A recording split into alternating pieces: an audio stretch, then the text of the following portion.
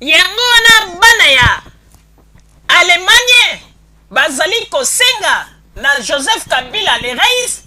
ameka kotala solution na bango na makambo oyo etali passeport. Bandeko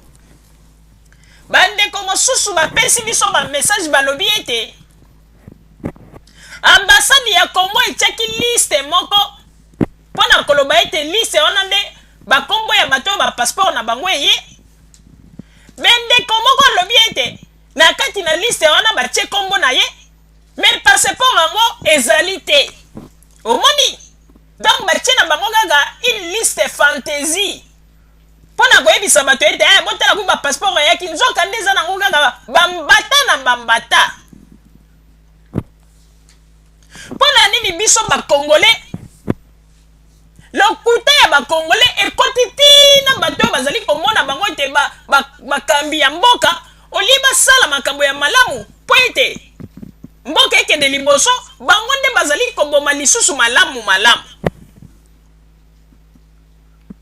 Yango ete bakongolais ya Allemagne basengi na Joseph Kabila Kabange le rais basengi ete ameka kotalela bango likambo oyo po ete bato ya ambassade bazali kokosa kaka moto azali na Congo soki akomi date oyo bapesaki bato po ete moto yango aya okomona mutango azwi contre temps mobulu motala ndenge bazali kokosa bato. Pona nini boye? Pona nini bozali kolinga kaka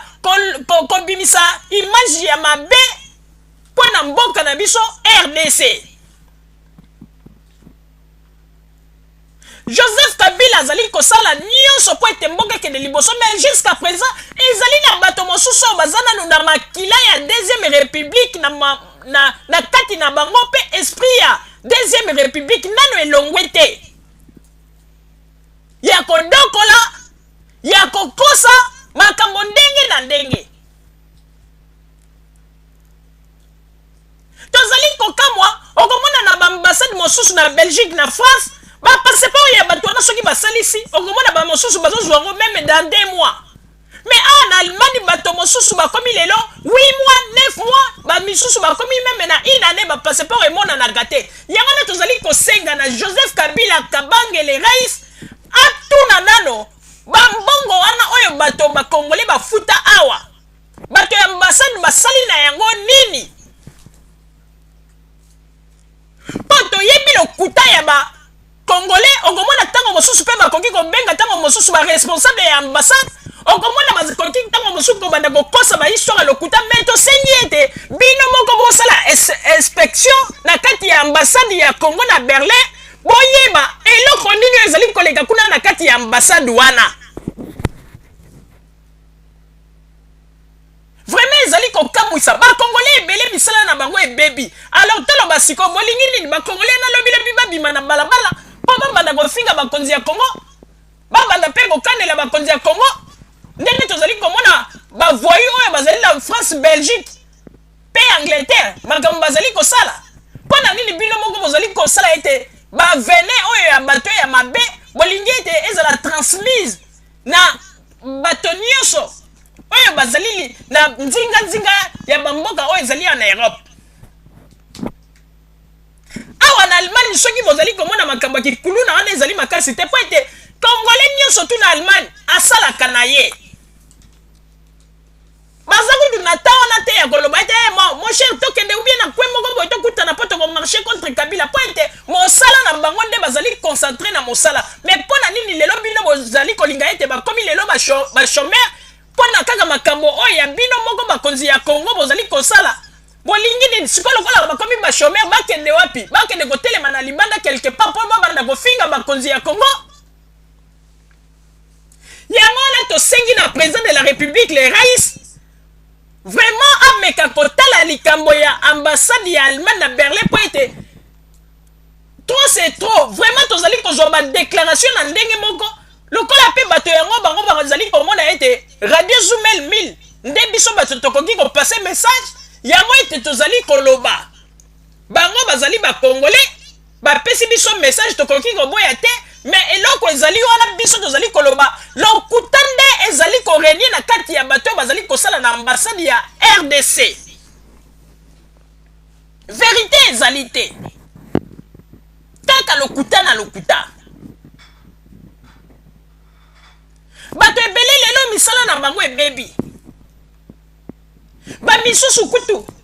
oyo mikolo elekaki ndeko mobali moko alingaki akende mpona koasiste na liwa ya mama na ye moya akende eza te passeport emonana te ti lelo bakunda mama na ye ye azali kaka wa vraiment ezali mpasi mpe mawa mpe ndeko mobali yango alobi ete akomela ambassadrice mama Shakembo réponse kuta azwaka te yango sikoyo tozali kotuna bakonzi yango ya ambassade bayaki awa na Allemagne bayaki mpo bavandaka kaka na babiro baliaka na bango kaka bambongo ya bato oyo bazali kosomba ya bapasseport to bayaki mpo basala mosala mpona bakongole oyo bazali awa mpe kotala makambo ya mboka vraiment tosengi na Joseph Kabila le rais ameka kotala nano likambo oyo mpo ete ezali kopesa mawa ndenge tozali komona bakongole oyo bazali awa Allemagne mpona bazwela bango solution vraiment ezali mpasi mpe mawa yango wana tozali koloba ete toyebi ete bato oyo bazali kosala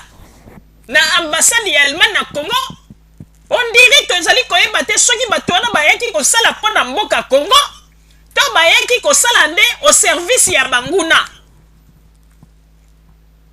on dirait bango bakomi kolinga bakongole nyonso tu bazali ya libanda ya mboka na Allemagne bakota na molongo ya bato oyo bazali kosala kikuluna bandeko boyebi ete mpo moto azwa 200 euro na ye abimisa yango na libenga mpo asala nango likambo songolo boyebi ete 200 euro wana mosala oyo biso tosala kaka na poto boyebi mikolo combien d'heure oyo moto akobeta mpo ete akangisa 200 euro wana mpo aloba ete bon sikoyo nakei mpo nasalisa passeport na ngai me mpo na nini bato ya ambasade ya Allemagne motema ya mabe boye baza kopesa bango ba 200 euro balobi ete bato yango ya ambasade soki okei kosalisa passeport maloba sukali on dirait wana eza système na bango mpona bazwa kaka mbongo après kozwa mbongo dans 3 mois passeport na ye koya nsima balobi ete après 3 mois ekomi balongue histoire vraiment soki bazali kokoka kosala makambo mpona au service ya mboka te alors tomonaka na Congo kuna bazali kokanga kaka bakulu na oyo tozali komona na bandela bakulu na bo mais bolobaki ete bakulu na cravate mpe il faut babanda kokanga bango mais oyo tozali komona lelo na ambassade ya Allemagne bazali kosala ezali kaka kikulu na cravate mpo bambongo ya bato moto apesi yo mbongo oyo balobaka ye mpenza balobaka ete abus de confiance mpenza yango oyo moto opesi moto mbongo oyebisi moto ke dans 3 mois okozwa passeport na yo bandeko 3 mois ekoki ekomi baexplication o moto yango alingaki aya besali contretemps benga mokolo bo soki obengi mokolo wana tala kutu boye baexplication kaka na baexplication yango wana bakongole ya Allemagne bapesi biso message balobi ete radio Zoomel mil biso tolekisa message oyo mpo ete batindi yango tout droit na Joseph Kabila Kabange ye moko balobi ete ameka kotala likambo oyo eloko nini ezali koleka entre ambassade ya Congo na bato ya Kinshasa mbongo oyo bato bazali kofuta mpona bapasseport na bango ezali kokende wapi po ete bato ebele lelo misala na bango oyo ebebi alors toloba sikoyo nini botindi sikoyo bato wana barejoindre bana ya kuluna oyo babengi bakombata mpo ete bakende kosala lite ensemble to lelo oyo lokola baperdre bamisala na bango soki lelo bopesi bango bapasseport bongopesa bango mpe misala bino moko boyebi ete Allemand alingaka moto oyo soki alobi na ye likambo alobi ezala kaka bandeko bato ebele bayebisa na mosala ete ano ndenge ezali wana passeport na kozwa yango na 3 mois wana nyonso tu mpona renouvelation ya korenouveler séjour na badocument mosusu ya mosala après 3 mois ntango akokoka moto abengi na ambassade bapesi explication kel na mosala alobi non na ambassade balobi na benga ou bien dans 2 semaines ou bien dans 1 mois. Et moi ekoki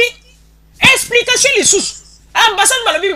balma ba komi komona yango neti comédie. Alma lingaka moto yo alobaka ate après lobi alobi B. Alma soko ebisi eke likambo wana ezali A etikala kaka A. Po ete Alma za na logique moko incroyable.